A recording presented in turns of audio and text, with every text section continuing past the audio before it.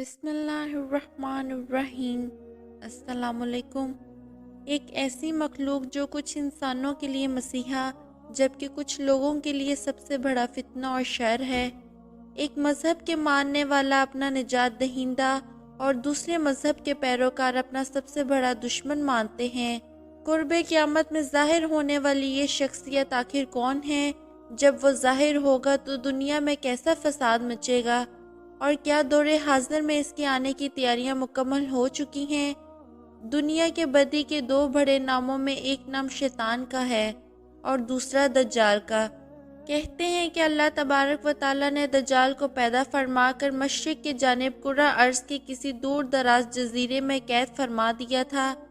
دجال دنیا کا سب سے بڑا قابل نفرت شخص ہے، جسے اللہ کے نبی حضرت محمد صلی اللہ علیہ وآلہ وسلم نے دنیا کا سب سے بڑا فتنہ قرار دیا ہے اور اس کے شر سے پناہ مانگنے کی دعا فرمائی ہے۔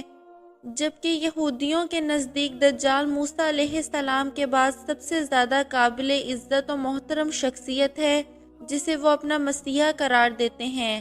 ان کے عقیدے کے مطابق مسیح الدجال حضرت داؤد علیہ السلام کی اولاد میں سے ہے، جو دنیا میں یہودیت قائم کرے گا اور حضرت داؤد کی بادشاہت کو زندہ کرے گا۔ یہودیوں کا ایمان ہے کہ دجال کی آمد کے بعد دنیا بھر کے تمام غیر یہودیوں کو قتل کر دیا جائے گا۔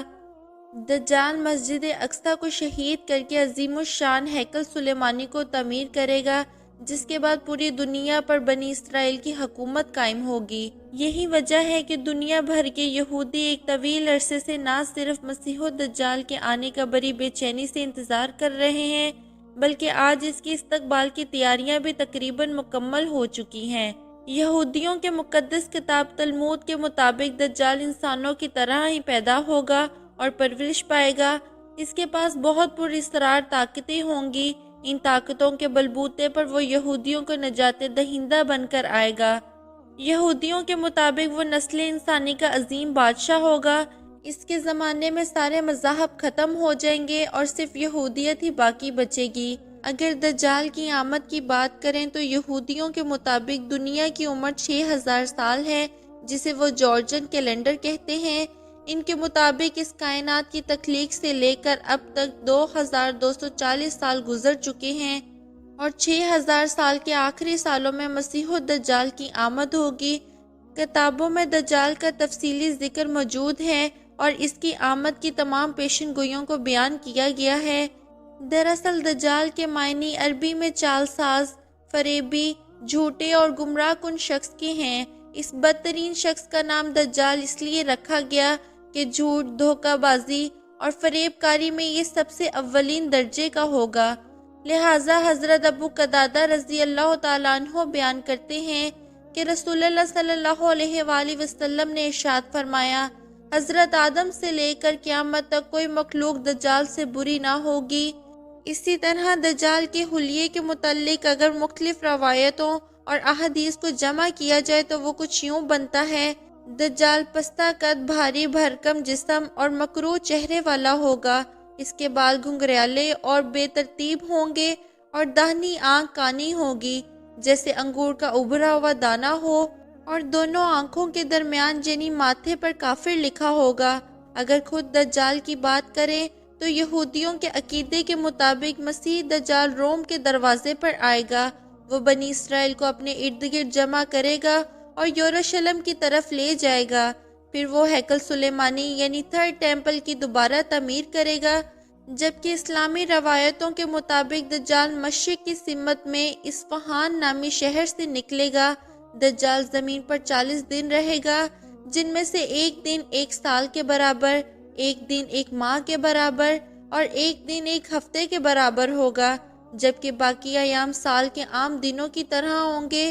اس وقت دجال اپنے گدھے پر سوار ہو کر ساری دنیا کا چکر لگائے گا۔ روح زمین کا کوئی میدانی، صحرائی اور پہاڑی علاقہ ایسا باقی نہ رہے گا جہاں وہ نہ پہنچے۔ البتہ مکہ اور مدینہ پر فرشتوں کا پہرا ہونے کی وجہ سے وہ اس میں داخل نہ ہو پائے گا۔ دجال طرح طرح کی شعبدے بازی اور کرشمہ دکھا کر لوگوں کا ایمان برباد کرے گا۔ اس دور میں دجال کے پیروکاروں کے علاوہ باقی لوگ سخت تکلیف میں ہوں گے۔ دراصل بابل کی اسیری اور یہودیوں کے سیکنڈ ٹیمپل کی تباہی کے بعد یہودی اپنے اس مسیحا کا بے صبری سے انتظار کر رہے تھے۔ یہی وجہ تھی کہ حضرت عیسیٰ علیہ السلام نے خود کو نبی قرار دیا اور لوگوں کو اپنی طرف بلایا۔ تو یہودیوں نے عیسیٰ مسیح کو سولی پر چڑھانے کی کوشش کی، کیونکہ ان کے نزدیک مسیحا علیہ السلام نعوذ باللہ دجال تھے، اور آج بھی وہ انہیں فالس میسی کہتے ہیں۔ دجال کا انجام اور خاتمے کے مطابق اگر روایتوں کو ایک جگہ جمع کیا جائے تو وہ کچھ یوں ہوتا ہے: جب دجال پوری دنیا میں فتنہ و فساد پھیلا چکا ہوگا تو ملک شام روانہ ہوگا۔ اس کے وہاں جانے سے پہلے ہی اللہ حضرت مہدی علیہ السلام کو مبعوث فرمائیں گے اور آپ دمشق آ چکے ہوں گے، لہٰذا حضرت امام مہدی دجال کے ساتھ جنگ کرنے کی تیاریاں مکمل کریں گے۔ اسی وقت حضرت عیسیٰ دو فرشتے کے کندھے پر تکیہ کیا آسمان سے دمشق کے جامع مسجد کے مشرقی مینار پر جلوہ افروز ہوں گے اور حضرت امام مہدی سے ملاقات فرمائیں گے۔ امام مہدی نہایت ہی انکساری اور خوش اخلاقی کے ساتھ آپ سے پیش آئیں گے اور فرمائیں گے: یا نبی اللہ، امامت کیجئے۔ لیکن حضرت عیسیٰ علیہ السلام ارشاد فرمائیں گے کہ امامت آپ ہی فرمائیں، کیونکہ یہ عزت اس امت کو خدا نے دی ہے۔ بس حضرت امام مہدی نماز پڑھائیں گے اور حضرت عیسیٰ آپ کے پیچھے نماز پڑھیں گے۔ نماز سے فارغ ہو کر امام مہدی پھر حضرت عیسیٰ سے کہیں گے کہ یا نبی اللہ، اب لشکر کا انتظام آپ کی سپرد ہے، جس طرح آپ چاہیں انجام دیں۔ وہ فرمائیں گے: یہ کام آپ ہی انجام دیں، میں تو صرف دجال کو قتل کرنے کے لیے آیا ہوں، جس کا مارا جانا میرے ہی ہاتھ سے مقرر ہے۔ جب رات گزر جائے گی تو صبح کو حضرت مہدی فوج لے کر میدان جنگ میں تشریف لائیں گے اور حضرت عیسیٰ علیہ السلام فرمائیں گے کہ میرے لیے گھوڑا اور نیزہ لاؤ تاکہ میں اس مالون کے شر سے زمین کو پاک کر دوں۔ پس حضرت عیسیٰ دجال پر اور اسلامی فوج دجال کے لشکر پر حملہ آور ہوگی اور خوب گھمسان کی جنگ ہوگی۔ دجال کا لشکر نیست و نابود ہو جائے گا۔ دجال آپ کے مقابلے سے بھاگے گا، آپ اس کا تعاقب کریں گے اور مقام لد تک جا پہنچیں گے۔ حضرت عیسیٰ نیزے سے اس کا کام تمام کر کے لوگوں پر اس کی ہلاکت کا اظہار کریں گے۔ کہتے ہیں کہ حضرت عیسیٰ علیہ السلام اس کو قتل نہ بھی کرتے تو بھی وہ آپ کے سانس سے اس طرح پگھل جاتا جیسے نمک پانی میں پگھلتا ہے۔